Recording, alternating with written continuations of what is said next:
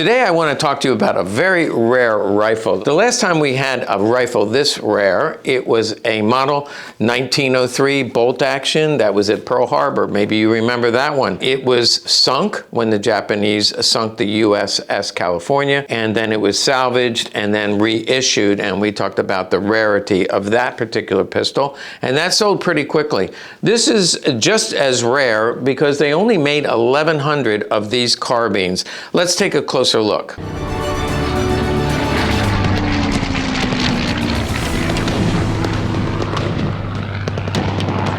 Okay, we're going to start with the business end of this. I said rifle. It's actually a carbine. Some of you love to correct me. Go right ahead. This is a M-1 Carbine used in World War II. Actually, this was made right at the end of the war. It is made by Winchester. Now, you already figured out from the photo right behind me that this is an infrared scope, so it has the infrared light on the top and then the light enhancer magnifier. It's not really a scope because it's not meant to take shots from 100, 200, 300 yards away.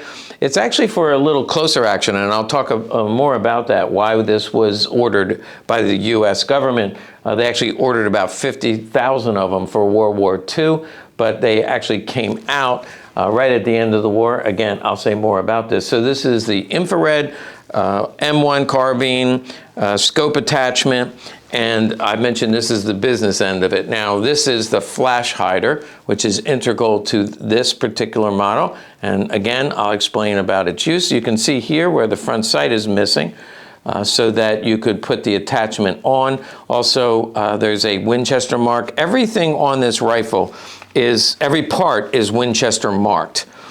And I said they only made 1,100 of them, but I also said they ordered 50,000. So what happened? Well, here's what happened.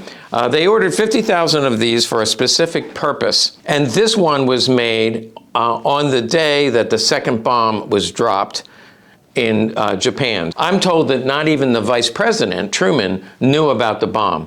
And most American, even high-ranking generals, officers didn't know about the bomb. So of course they ordered this. They couldn't say, you know what, take your time because we're going to drop a bomb. But they made this on the day the second bomb was dropped, and then of course it was never issued. And you can see from the condition, this is like brand new. It is marked Winchester here, and you'll notice the serial number, and we do have the records that indicate this was the exact day this one was made. Again, they only actually made 1,100, even though they ordered 50,000.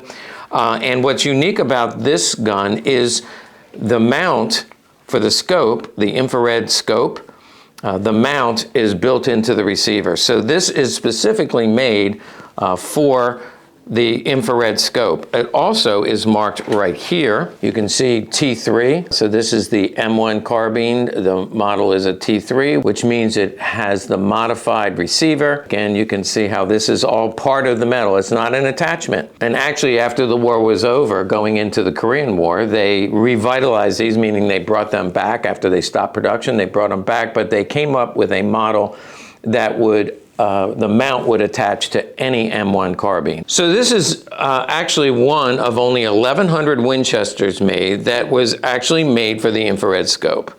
Then there was another about 1,800 inland rifles, M1 carbines made for the infrared scope. And then after that, they stopped making them. They didn't need them anymore. The war was over. But leading up to the Korean War, they ordered them again. But this time they ordered the infrared scope, the light and the scope. They ordered it with a mount that would attach to any carbine.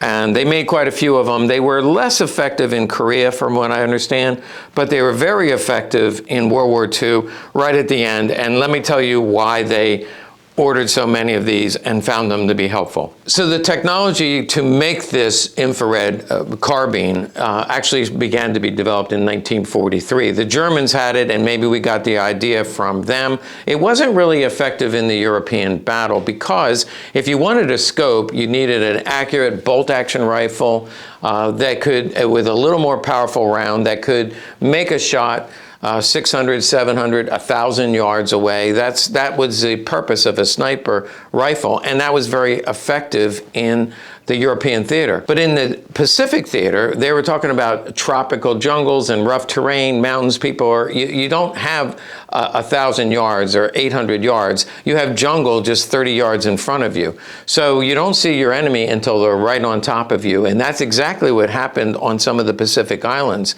When the Marines or the Army would set up their encampment, they would build a perimeter, and they would have maybe 30 yards of cleared area before they were into the jungle. And the Japanese, a lot of the suicide evening attacks would be 100, 200 Japanese soldiers crawling on their belly right up to the tree line and then charge into the American ranks. And we didn't see them coming until it was too late. A sniper rifle isn't going to help you when they're right on top of you and you're actually doing a bayonet charge. So that's where this infrared technology came from.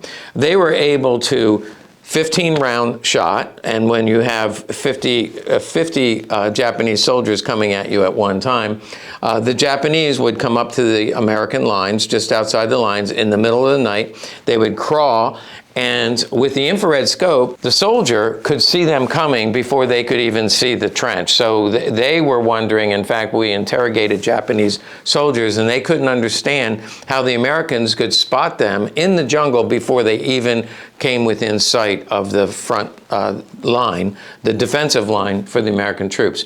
And they found them to be highly effective. So they used them in Okinawa, a little bit in the Philippine campaign, but definitely Okinawa, they were proven to be very effective. The Japanese would crawl up.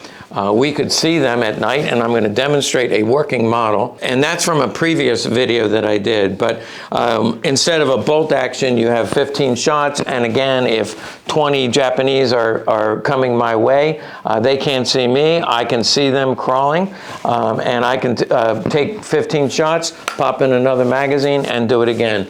And that's why it was so effective. I already showed you this modification, but you know what? Let's take a look at the stock, because I did see some photos of this being used in the Korean War. Actually, photos of a carbine with the infrared scope. The whole assembly weighs about 30 pounds. It includes, of course, the scope and the light, but don't forget the backpack, which you would carry on your back. Hopefully not, and I'll tell you why, but it would be 30 pounds because it's the size of a car battery. You hook it up, that would be your source of electrical power. And the best way to do it is you dig the trench, you can set it down, put this all down, and then all you're holding is this part with the scope.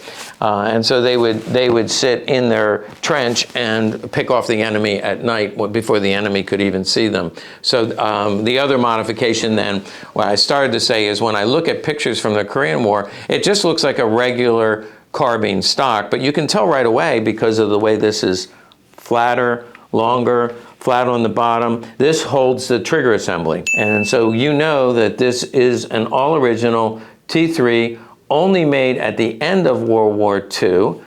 And then when they made them for the Korean War, they used a different model of scope that would attach onto any carbine. So you would take any normal carbine, nothing different about the carbine. And that's what makes this so valuable. It's actually on our site right now. You can see here that it's an expensive proposition, but only 1,100 made. This one was made, never issued.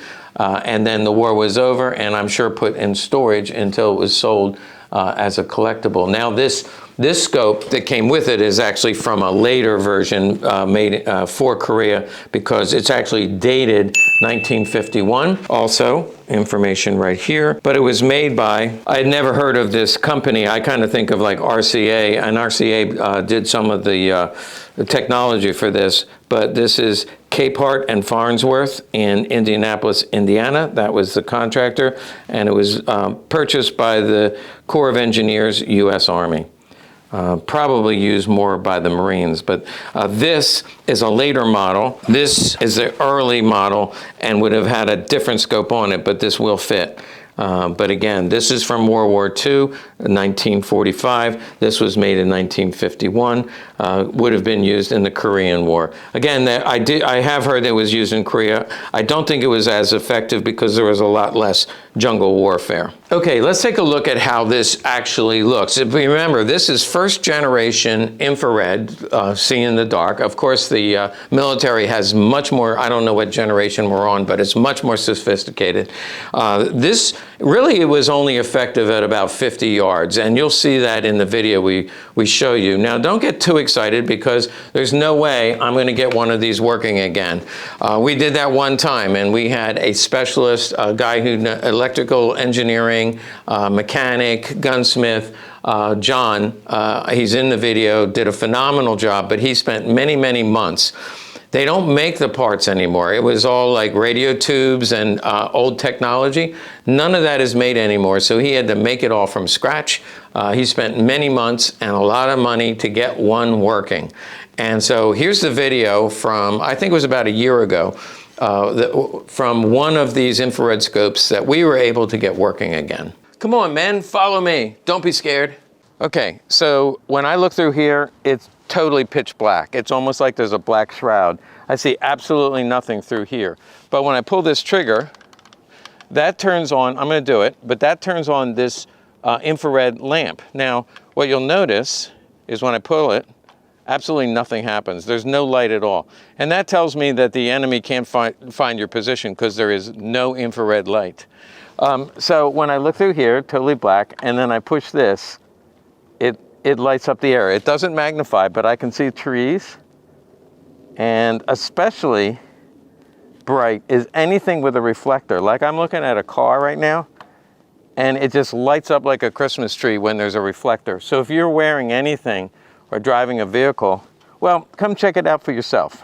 So without the infrared button pushed, the first image you see is just totally black. You can't see anything. And then I push the infrared button, and this is what happens. Now, that green glow, that's what surprised me a little bit because it looks like somebody's shining a flashlight at me, but it's not. Again, if I turn off the infrared, it goes to black. Turn it back on, and you see this bright light. Believe it or not, that is the reflector on the back of a truck, actually. It's Kurt's truck, and there's a reflector on it, and it lights up like a Christmas tree. So anything, I also looked at other things like stop signs and things like that. They glow really bright with the infrared scope on. Now we have Kurt just walk through the field of view, and he's walking around out there. Now he's about 40 or 50 yards out. Let's go back to the picture of the daytime parking lot.